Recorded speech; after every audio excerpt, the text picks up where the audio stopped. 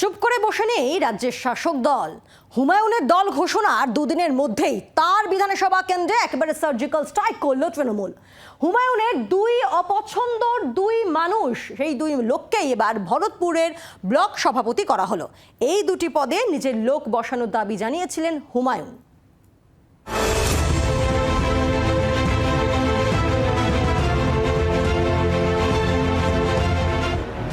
ভরতপুর 1 এবং 2 নম্বর ব্লকের সভাপতি পদ নিয়ে হুমায়ুনের সঙ্গে তৃণমূলের শীর্ষ নেতৃত্বের টানাপোড়েন দীর্ঘদিনের।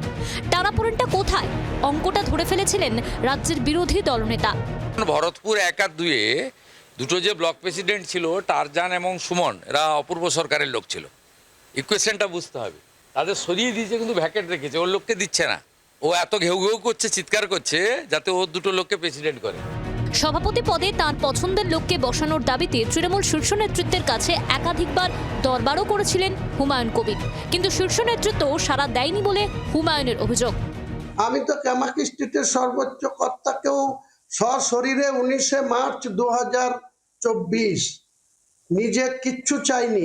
আপনি দয়া করে আমার এই দুজন ব্লক সভাপতিকে পরিবর্তন করে দেন। তিনি হাতে নিয়েছিল চিঠিটা, দিয়ে বলেছিল করে দেবো, কোনো সমস্যা হবে না। আজ পর্যন্ত করে দেয়নি, তাহলে আমাকে তার পায়ে পড়তে হবে কি? এরপর মুর্শিদাবাদের গঙ্গা দিয়ে জল অনেকটাই গড়িয়েছে। তৃণমূল ছেড়ে নতুন দল গড়েছেন হুমায়ুন। ঠিক তার দুদিনের মাথায় বড় সিদ্ধান্ত নিল তৃণমূল। ভরতপুর 1 এবং 2 নম্বর ব্লকের সভাপতির নাম প্রকাশ। ভরতপুর 1 ব্লকের সভাপতি করা হয়েছে নজরুল ইসলাম ওরফে টারজানকে। ভরতপুর 2 নম্বর ব্লকের সভাপতি করা হয়েছে মোস্তাফিজুর রহমান ওরফে সুমনকে। দুজনেই ফিরেছেন নিজের পদে। ঘোষণার পরই তাসা বাজিয়ে আবির খেলে উচ্ছ্বাসে মাতেন টারজান ও সুমন অনুগামীরা। দুই সভাপতির বক্তব্য, নেতৃত্বের সিদ্ধান্তের মর্যাদা রাখবেন তারা।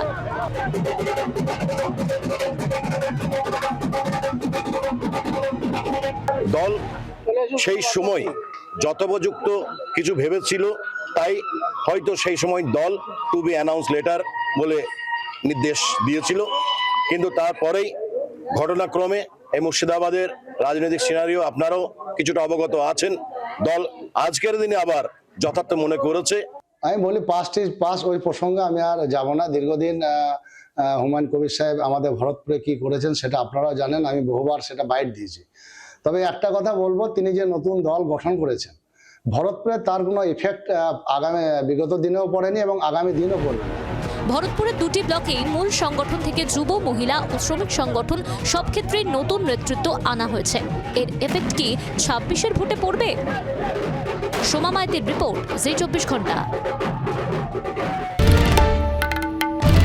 বাংলার আওয়াজ, বাঙালির আবেগ, জি 24 ঘন্টা।